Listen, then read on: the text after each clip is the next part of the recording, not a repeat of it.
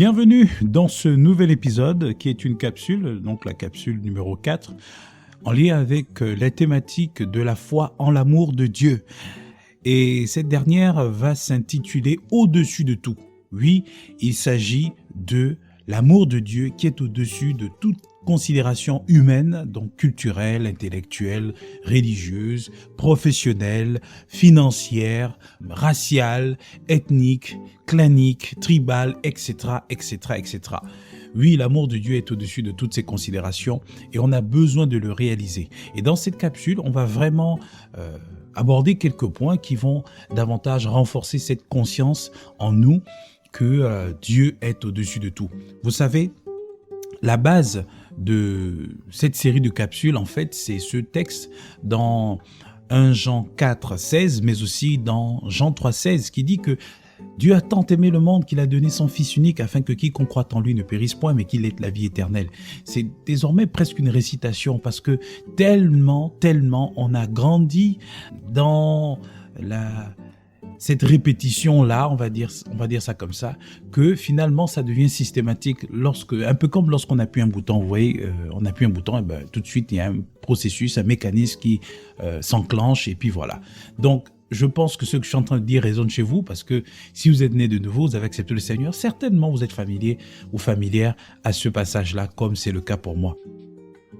Alors donc Jean 3,16 et 1 Jean 4,16 nous dit que nous avons cru en cet amour, nous avons eu la foi en cet amour-là justement, Jean le rappelle, et ça nous donne de recevoir finalement le plan de Dieu, ce plan de salut, ce plan de restauration de notre nature, finalement de cette transformation, parce que on est quitté de la nature animale, on va dire, de la nature pécheresse, à la nature d'enfant de Dieu, et on attend justement ce jour où on va revêtir notre corps glorieux qui est parfait, donc qui n'a plus à redire, comme c'est le cas aujourd'hui, parce que nous sommes dans un processus de transformation et donc de sanctification. Et comme vous le savez, pour toutes les personnes qui ont entendu, qui ont participé à des cours d'affermissement, à des Bible study, how do we call it, des études bibliques, eh ben, la sanctification est un processus. Et c'est ce processus dans lequel l'amour de Dieu se manifeste en nous, se développe en nous. Et lorsque cet amour se développe, eh ben, nous descendons, comme Jean le dit, afin que Christ puisse croître et que moi je puisse descendre. Et que je puisse en fait finalement laisser la place à l'amour de Dieu. Et vous vous souvenez, dans la première capsule, j'ai dit que si nous sommes un arbre, eh ben, nous sommes cet arbre qui est alimenté de l'amour de Dieu et qui porte du fruit. Si nous sommes ce vase, eh ben, nous sommes ce vase qui reçoit l'amour de Dieu et qui se laisse être rempli justement de cet amour, parce que la Bible nous dit l'amour de Dieu est rempli dans nos cœurs par le Saint-Esprit qui nous a été donné, et donc on doit le répandre aussi et remplir d'autres personnes à notre tour. Et Paul dit, nous sommes des lettres vivantes. Alors, si nous sommes des lettres vivantes, nous sommes écrits tout simplement. Il y a la main de Dieu, justement, qui écrit justement sa nature en nous pour que le monde puisse voir les bonnes œuvres de Dieu à travers nous. Ça, c'est extraordinaire. Et bien, tout cela témoigne tout simplement de la grandeur de l'amour de Dieu. Et la Bible nous dit que rien ne pourra nous séparer de cet amour. Et c'est ça qui est extraordinaire. Et c'est ça l'essentiel de cette capsule. Rien ne pourra nous séparer de cet amour parce que cet amour est immensement et infiniment grand. Il n'y a rien qui ne soit au-dessus de l'amour de Dieu. C'est la raison pour laquelle c'est le message principal de la Bible. La Bible, c'est un message d'amour, d'un Dieu vis-à-vis de son peuple, d'un père vis-à-vis de ses fils et filles. Dieu nous aime.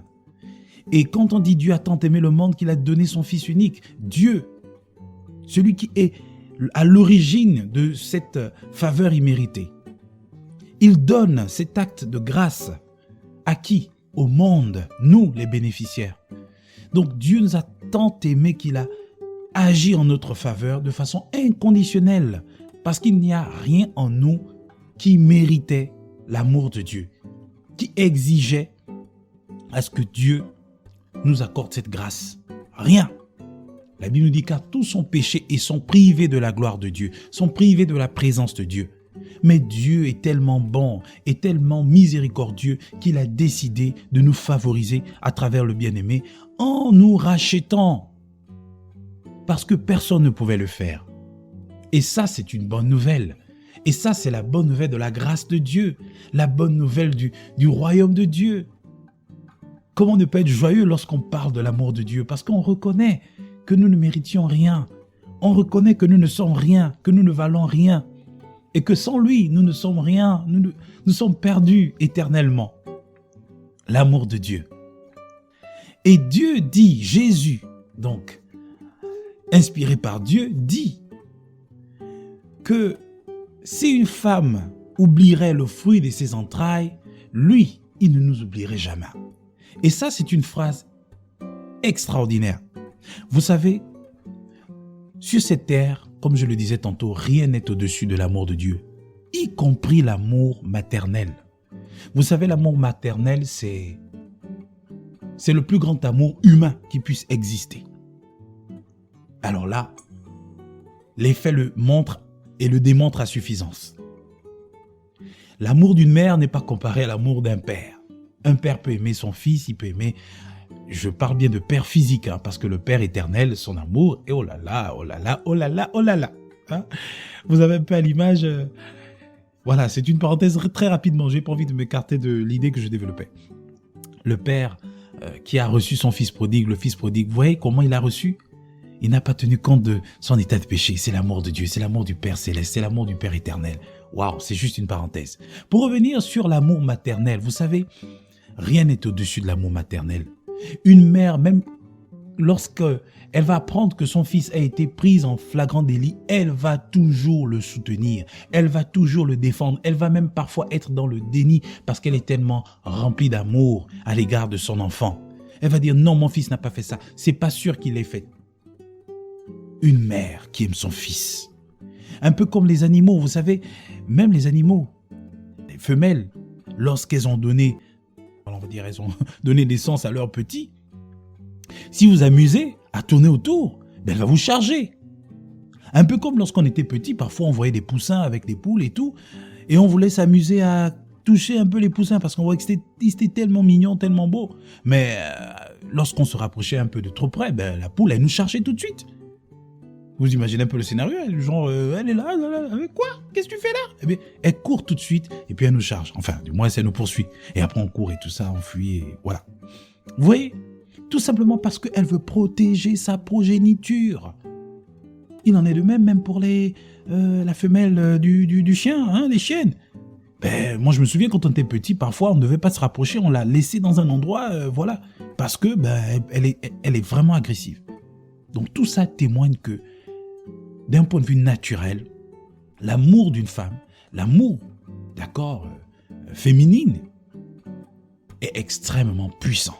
C'est un amour protecteur, c'est un amour pourvoyeur, c'est un amour qui est sacrificiel, qui se sacrifie pour ses enfants.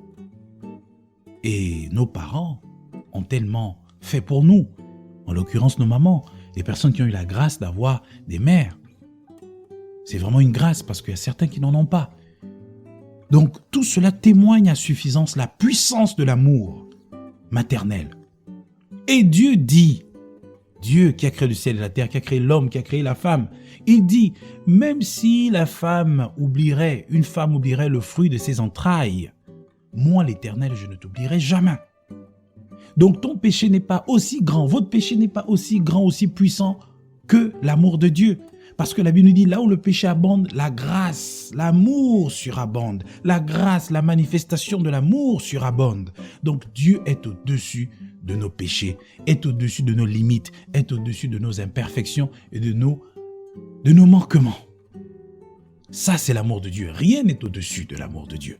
Et c'est ce que nous devons recevoir. L'amour de Dieu est au-dessus de tout. Et vous savez, dans la Bible, il dit, il y a 3 choses qui restent, c'est-à-dire la foi, l'espérance et l'amour. Mais la plus grande des choses, c'est l'amour. Rien ne nous séparera de l'amour de Dieu. C'est capital ce message. Nous devons avoir la foi en l'amour de Dieu. Ouh! Que Dieu vous bénisse, frères et sœurs.